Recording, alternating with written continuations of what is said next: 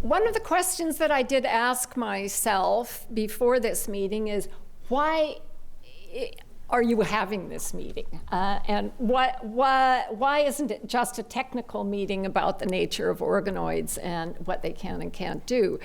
And it's almost certainly the case that there is a bit of wisdom here, a bit of practical wisdom of the kind that motivated the Asilomar meeting many years ago. And that meeting, of course, was assembled because it became possible to use interventions to make modifications in DNA.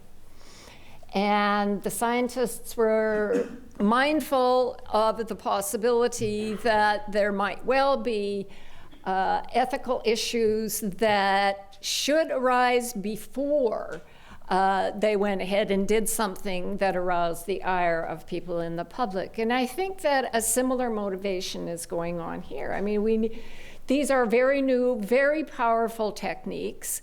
We think sometimes that if we just do more of the same and more of the same, then by gosh, you know, we'll have the whole brain and it'll be sitting there in a nice bowl just doing everything. But maybe that won't be true. We don't really know, actually, where this is all going. It's very, very difficult to predict the future in science, as in baseball.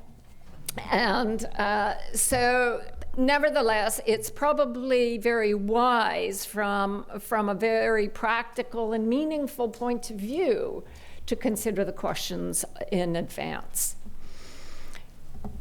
Now, Christoph very knowledgeably led us into the story about consciousness. And there I think the rationale is quite straightforward. If these are just a bunch of cells, like a bunch of kidney cells or intestinal cells, then nobody's going to worry very much.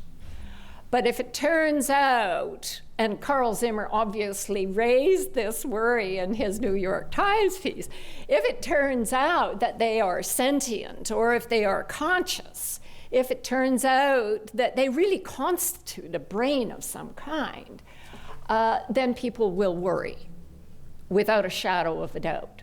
As scientists, we may think that the worries are actually needless, but on the other hand, it's important that we go through what the issues might be and whether or not we've thought the issue through to the very bottom. Now, I want to say, first of all, a little bit about consciousness, because that's sort of something that's within my bailiwick as well. And Christoph and I have talked about consciousness for many, many years. And I like the distinction that he draws between the structures that enable consciousness and the structures that carry content. But I'm not sure that we know the difference. Christoph sees cortex as uniquely involved in carrying content. That's not entirely clear. At this point, it's not an unreasonable hypothesis, but it's not entirely clear. But what's relevant for the issue of organoids is that while you may have this big cortical sheet, do you in fact have the structures that are necessary to, as Christoph would say, enable consciousness? For example, do you have anything that corresponds to those structures in the brainstem, such as the raphe and the locus coeruleus, that we know are critical for consciousness in all mammals and birds? Is there anything like that? If not, maybe what you've got is something that is responding, but because the enabling conditions don't obtain, you don't have anything like consciousness. The other thing that we know that's kind of interesting about mammalian consciousness is that the thalamus is really, really important. And that's part of the reason why I'm not sure I want to say it's just an enabling structure or whether it's much more than that.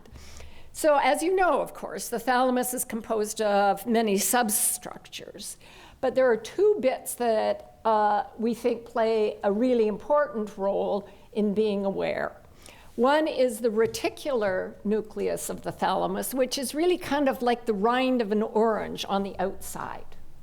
That's critical. Everything that goes through the thalamus or from cortex back into the thalamus has to go through the reticular nucleus.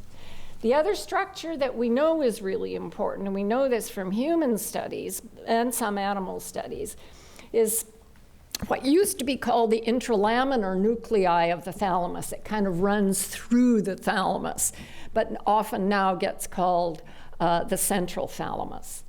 And correct me if I'm wrong, but when the little that I know about the details of organoids suggests to me that there is nothing comparable to the thalamus, which suggests to me that if you do a zip and zap on your big cortical bedspread, that it's not going to tell you anything very much because you don't have the enabling conditions.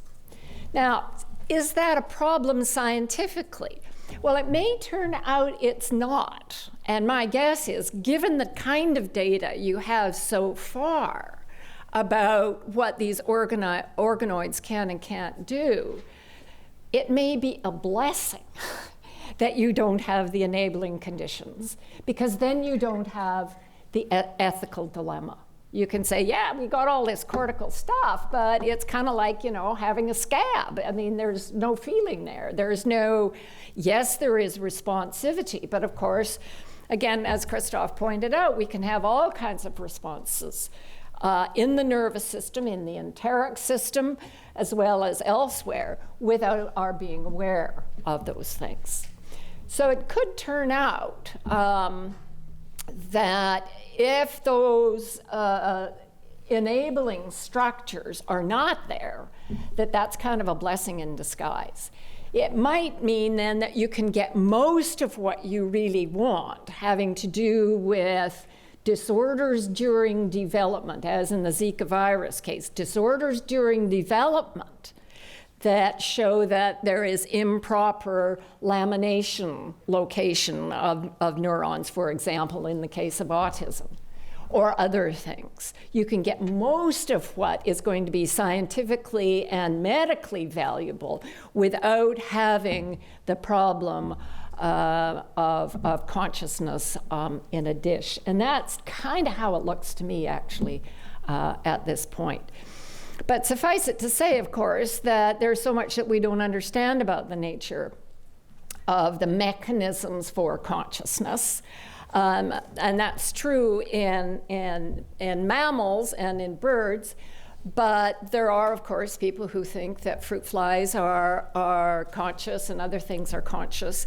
I'm a little bit flat-footed on these questions. My own feeling is that to the degree that another animal shares the basic structures that we know in the case of the human are critical for consciousness, cortex, thalamus, and brainstem structures. To that degree, it's a reasonable inference to say that the animal probably has experiences comparable to some degree to mine. So I think that's going to be true of dogs and mice and elephants and orca and so forth. But when you ask me about a snail, it doesn't have cortex, it doesn't have brainstem, it doesn't have a thalamus. I mean, how would I know? So it's possible, as some sort of panpsychists want to say, that everything is conscious to some degree. Even my toenails, even my toenail clippings. It's kind of flies in the face of common sense at this stage. So that's the first part of what I wanted to say. And the other part raises a kind of sideways question about ethics. And the sideways question about ethics here goes like this, I'll tell you a brief anecdote. So yesterday, both the Irish Times and the London Times ran articles about the erosion of trust in science. And they're very worrisome. they were talking about rather different things. They were certainly not talking about organoids. Mostly they were talking about drugs, but also about nutritional questions and other things. But the worry was that of all of the things, all of the places in our institutional life, our community life, where we do not want to see erosion, it's in the trust of science, because that means the erosion of common sense as well. So what did they think the problem was? Why is this happening? Well, of course, there are many factors, but one that both of these rather independent articles mentioned was that we have to be super, super careful in our institutions that the people writing the press releases don't hype it out of all recognition, that they don't hype it in such a way that the story gets way overblown and that people pick it up and have ideas about the story that are totally implausible. And so I appreciated your point that we really ought not to call these organoids mini brains. And yet people do, and they will continue to do that. So, well, is that really a problem? Yeah, they are kind of mini brains. But I think it is a problem. It's a problem because, if I may put it in a slightly exaggerated form myself, there are lots and lots of people out there who are looking for places to bank their moral outrage.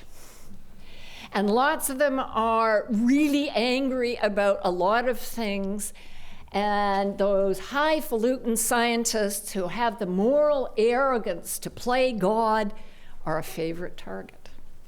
And you do not want to be that target, especially if they manage to get the ear of a sympathetic senator or a sympathetic congressman or a sympathetic pastor or a sympathetic philosopher, come to that.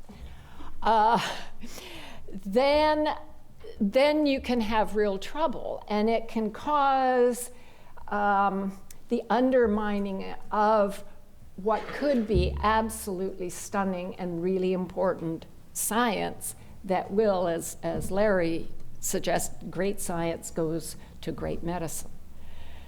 I don't know how best to be careful about this other than in your own talks and in your own papers and so forth, you are as frank and honest and straightforward as you can possibly be. And I think downplaying the similarity between an actual baby brain and an organoid is probably a good thing. If I may go back to take an example to the EEG, it is very cool to see that if you record activity from the organoids, you see in what is kind of an organoid EEG, you see this pattern. But EEG is measuring not spikes, but local field potentials. Do these things spike at all? Has anybody ever recorded a spike? Well, it might be in a way, again, a mercy if they haven't. Because you can say, look, these are not even responding the way normal neurons respond. They don't spike. These are local field potentials. Well, what are local field potentials? Well, by and large, what they are the result of dendritic activity, not spike down a neuron. So maybe when the press comes and the press releases are written up by UCSD or whoever, maybe what we need to do is be super careful and describe the differences so that you don't have somebody who, out of genuine concern, thinks, oh my God, there are the scientists playing God again. Making brains, can you imagine, in the lab. So that's the sideways moral concern that I have. I don't see any moral concern about even making pizza-sized cortical sheets, because I don't see the enabling structures are there. And the more we can find out about human development in this way, the better the chance we have of addressing these really, really difficult issues about autism, schizophrenia, dementia, and other psychiatric conditions. And it's been a long, long time when we've hoped to make progress in that, and it would be wonderful if we were able to do so. So that's really all I have to say on that. Thanks.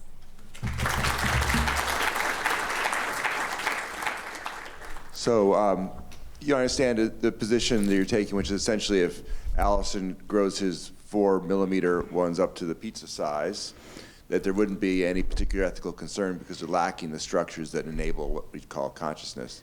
But how about if somehow he figures out how to create these structures that enable consciousness? Yeah. Then what would you propose that we do? Yeah, that's an interesting question, and my feeling is I'll answer that when we get there. I mean, I don't want to sound like a dope here, but when I was a young philosopher about 100 years ago, we spent a lot of time trying to solve problems that were what-ifs that never materialized. And I thought, I could have been playing tennis all that time. And so Francis, again, if I may invoke, Francis used to say, you really can only make meaningful predictions in science to a time horizon about 5 years out, or if you really have a strong science, maybe 10 years. After that, it's just speculation. And, I think speculation can be fun and interesting, but the problem with considering an ethical issue where it's so totally unconstrained, I think that it's reasonable to say, I don't know what I'd do. Let me wait and see. And when I know more of the constraints, more of the details, then I can maybe grapple with that problem in a meaningful way. So that's kind of a naughty answer, I guess. It's not a very satisfying answer because I don't know what I'd say. It depends. I mean, as Christoph said, it would depend on whether they're suffering or not. Maybe they're totally happy. Maybe this is the way to be, right? Just, hang out in a dish. Yeah. So I don't know what I'd say. On the moral question, my friend's son, 19, was kidnapped and was able to escape from underground organ harvesting farm in Nepal. So when we think of what is happening with Yazidis or Uyghur, we can see how big the industry is going on actually taking organs from living human beings. And I thank you scientists for actually working towards actually producing, if possibly tomorrow, these organs so that this type of brutality will not continue among the humans. Wow, well, that's a perfectly horrifying story. Well, I guess growing kidneys in a dish, of course, is not like harvesting kidneys from a human. So those would be very, very different issues. But of course, what you're pointing to is something that I certainly resonate with, and that is that when these new technologies come along, where we're able to do things that was not possible in our grandparents' time, for example, then we do have to sort of come together and figure out what the right thing to do is. My only point with regard to brain organoids is I don't see that there is a moral issue with regard to these little organoids that Allison is growing.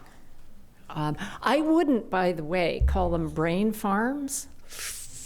I think I'd call them something really nice, like therapeutic farms or something. I don't know. I'm not, that's not my, I'm not a PR person. That's highly dystopian. Yeah, I mean, yeah, it's going to bring out the worst of people's fears. I mean, people are right to be afraid of various things, but yeah, I would not go anywhere near that expression, brain farm. Sorry, that's just a bit of motherly advice. The concept of consciousness, and we talk about the reliance upon enabling structures. Is this because our whole concept is based on Homo sapien consciousness? Sure. Is there even a way to step back even further and talk about consciousness on an animal, mineral, vegetable kind of level? I don't think so. I think that you start with what you know, and the only place where we know that we have consciousness is in the case of humans. And that's why my preference would be to say that once we have some understanding, at least of the anatomical elements that are crucial, that we limit what we say has consciousness to animals that have those structures. I mean, it's possible that as we come to understand more about the mechanisms, even in mammals, that we will see that there are analogs in lizards or fish. And that will be helpful. But I think at the moment, we have to just say, we don't know. It seems highly unlikely to me that, say, C. elegans, where the females have 302 neurons and the males have 325. Why is that? Anyway, they just need more. It seems highly unlikely that C. elegans is conscious, partly because we know quite a bit about what all those neurons do, and they got a lot to do. And I don't think there's anything left. But we will, I think, as we understand more about the human brain and solve some of the really big outstanding problems about the nature of information processing in the human brain, we will understand more about the role of consciousness and what really are the mechanisms of consciousness, and that will help us understand its evolutionary basis, which may then help us understand what to say about snails. There are people who will not swat a mosquito that's drawing blood from them. I don't actually have a problem doing that. I just whack. But I understand that some people don't want to do that. So there are just differences in people's intuitions on this. And if all you've got to go on are intuitions and the data aren't there, then, there's not much you can do. The data will come, I think. I have a question. One of my concerns about explaining the differences or emphasizing the differences between, say, organoids and a baby is that one of the arguments we use for pursuing this line of research is how there'll be better models for things that we want to test. So how do you reconcile those things? Yeah, no, I know. I was thinking about this earlier, is that the more you say these are really like baby brains, then, the more justifiable, at least in the eyes of many people, the more justifiable your claims about how it's going to have a medical significance.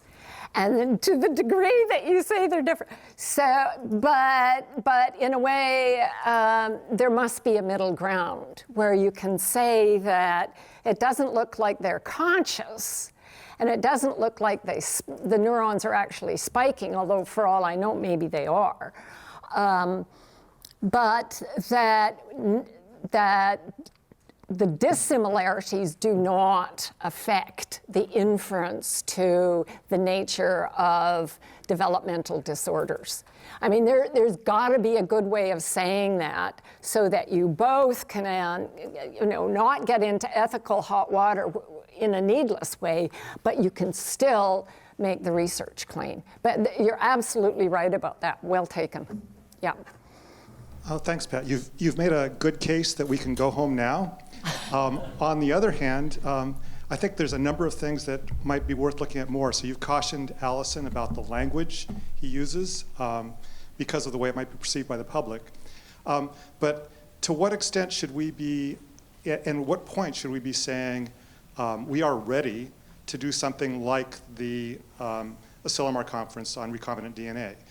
You were describing today as that time at first, but now you're saying maybe we shouldn't be worrying yet. We should wait until there is a problem. So how would we know we've gotten to a problem that requires something more thoughtful on what we're dealing with? Yeah, no, that's a very fair question. First of all, what I think I wanted to say about the press releases and so forth is that you be very frank, you be completely honest, and you don't let them run away with the impression that they can sell millions of papers because you just said you were making a brain in a vat. So that's the concern that I have. I mean, Carl Zimmer is really good as a science writer, and it was interesting to me that he raised that issue in the New York Times piece. Well, it's a good thing to raise it, but it's also important that you can say that these things are really very, very different. At least at this stage. I mean, who knows what's going to happen in 5 years, but at this stage, they're different in the sense they don't have these enabling structures. They don't have a thalamus, they don't have brainstem structures. They do have growth factors. Does that do it? Probably not. That probably doesn't enable consciousness in the way that the intralaminar nuclei of the thalamus probably does. So that's the one ethical issue that I wanted to raise. I personally don't see others here, except perhaps the wider issue of the communication between scientists and the wider public. And I think, but that's not something I'm a specialist about, and I think everybody's aware of that issue anyway. Yeah, Larry. So I guess I'm wondering whether the notion of enabling structures, is consistent with the injury literature, and in particular the literature that's involving on severely disabled people where there's an argument that MRI has detected signs of consciousness. Do we know anything from those that validates the notion of enabling structures? Yeah, that's a really good question. So the question has to do with what about these enabling structures actually anyway? And what does the lesion literature from neurology tell us? And there I think the answer is that it was someone, for example, who's lost the capacity to see visual motion. She sees many other things. So she still has lots of visual experience, and there's nothing wrong with many of her other sensory experiences. I mean, she has a normal sense of touch. She lost visual structure as a result of anoxia, and it was believed that the part of V1, V2 that was damaged was particularly vulnerable under these conditions. So she's got lots and lots of experience, sensory and otherwise. So that's thing one. And then there's the thing about the minimally conscious people. I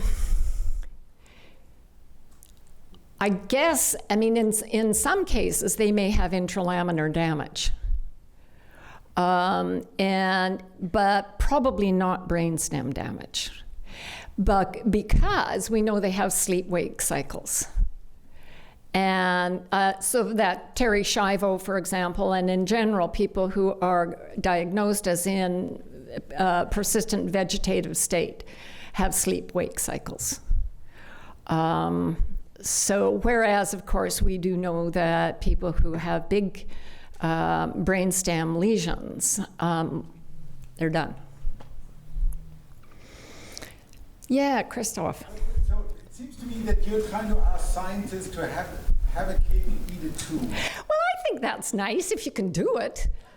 Yeah, but it's inherently conflicting. I mean, here, you know, we are being told we have to communicate our science to the public. Yeah. And we have to communicate to NIH. We love, and our press department loves when we get a story by Carl Zimmer in the New York Times. New York Times wants to communicate it. NIH wants to communicate to show that it's relevant. And so we want to show, well, what we're doing is very close to the real human thing because, you know, we... But then on the other hand, we say, well, but it's not so close that you have to worry. And that seems to be... I think it's a fine line. And I think you just have to do the best you can so that you don't hype. I'm not saying that that has occurred in this instance. But there are a number of places in neuroscience where this has occurred, and really quite egregiously so. In fact, it motivated somebody to write, to start a blog called Says Just in Mice, meaning that, that many of these stories don't tell you until the very end, if at all, that the experiment was just done in mice and that it may or may not hold or translate into what we know about humans. So, no, I mean, I don't think there is a way of having your cake and eating it too. I think what you have to do is just be mindful of the fact that you have to be really, really honest and don't hype your results. I mean, there was this famous case of the guy who claimed that he had made the lame walk by using sort of electrical stimulators on the spinal cord, and it was just all kind of a hoax-up, and yet people believed it, and it made all kinds of people out in the world think, yes, I need that. I can walk again if I have that guy fix me. And it was just not true. Yeah, sorry. So when I tell my friends about this organoid research, they freak out because, well, they have like a variety of like very strong reactions because we're growing human brain tissues, right? Yes, of course. But we routinely experiment on, rats and like even higher order animals, and people really don't bat an eye. And you just said that like we know the only conscious agents are humans, and I don't think that's true because... Oh, no. We start with humans because we know that they are, but we make a very reasonable inference to all mammals. But we don't even know if all humans are conscious, right? Like, we know we are conscious. And I don't want to like delve into this soliloquy, but like that's the only thing that we know. And I'm just curious, like, why do you think there's something so special about humanness here? Oh, I don't think there is something special about humanness, save the numbers. The number of neurons. So 86 billion in humans is a lot bigger than in a chimpanzee or a monkey, although, as Christoph has pointed out, gray whales have even more, although most of it's in the cerebellum, if I may say. But no, I mean, I think that one of the great advances in science over the last 20 years has been the work that has been done by the ethologists, both those who study animals in captivity and those who study them in the wild, and showing us the complexity of their problem solving, the complexity of their social life and their moral life. And I have not the slightest hesitation in thinking that mammals in general are conscious. And that's partly on the basis of their behavior, but also because of the nature of the similarity of brain structures. I mean, a mouse doesn't have any brain structures that I don't have. I just have more neurons and a few more neuron types, and they're packed together a little more densely. So, yeah, I'm with you on that one. Yeah.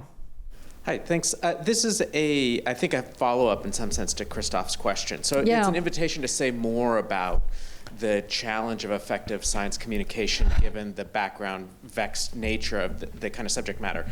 And partly, I guess I worry that when there are incentives to hype research, it's not going to be enough for us to just say, be honest and be nuanced, because any more than asking people to be honest and nuanced when there are massive incentives for portraying research and its implications in ways that are splashy, that get approval of press and the folks funding the research and so on. So I take it that's the real, in some sense, that's where the real challenge is. I mean, I suspect that that most scientists, most philosophers, most laypersons are going to think, yeah, I completely agree that scientists should be honest about their research and they should be nuanced about their research. And then there's a question about, so how do you promulgate that? Nobody's going to disagree with the thing that you were telling us to do. But then the real question is, so how does that get balanced against these incentivizations and institutional pressures, and other than just exhorting people to do the right thing? And I don't know. And well, so are you averse to, for example, changing institutional structures such that we incentivize different kinds of things, or what would that look like? Or is the thought that the best we can do is just ask people to be honest and nuanced when talking to science writers and hope that science writers will make good on it and that nobody will have incentives to gloss things otherwise? So can you tell us more? I don't really have an answer. I mean, it is a very, very interesting question, but it's a very complicated question because, as you pointed out, it has a lot to do with the grant structure, and the people who are going to be evaluating your grant are sensitive to the things that they read in the New York Times or wherever. And so I understand that there is an enormous incentive. At the same time, I think that ultimately it's going to hurt you if you hype it, because there's this general worry about the loss of trust in science, that scientists will say all kinds of stuff and it isn't true. And I mean, the Irish Times and the London Times are, these aren't tabloids. So it is a concern, and it's a very complicated question, and I don't really have very much to say. I wish I could say more. And I've sort of blathered on in hopes that more would be said, but no, I really, Larry. So I'm just going to point out that scientists have the same problem when they write scientific papers. Right. The tendency of all of us, or in some cases, is to overemphasize what we think is important, and we're sometimes accused of hyping our data and all the rest. Yeah. Community standards do a pretty good job, not a perfect job, of moderating, the incentives to overdo it. Yeah. So that's one point. The other point is I want to do a redirect here. So we have an actual science journalist, sorry, Brad, sitting here in the audience. And so the question for Brad is, how do you navigate guys like me overhyping our work? Don't you you sometimes get independent opinions, don't you? Well, of course. I try to talk to other scientists. When it's a question, something that's really kind of complicated, I will often find another scientist who has got expertise in the field. I look up their papers, see if they've got some credentials, have produced some fairly significant work, and say, what do you think about this? And sometimes there are services like ProfNet, which will help you hook up with scientists, help you out on a deadline, but I often just prefer to look for similar papers using the various journals to say, is this in the area? And then, of course, can I reach them on deadline? Yeah, right. So I'll point out that Brad actually writes fairly measured He does. articles. He does. He does. No, I read them. Yep. That's a good method, is Yep. what I'm hearing. Yep. Unfortunately, we're out of time.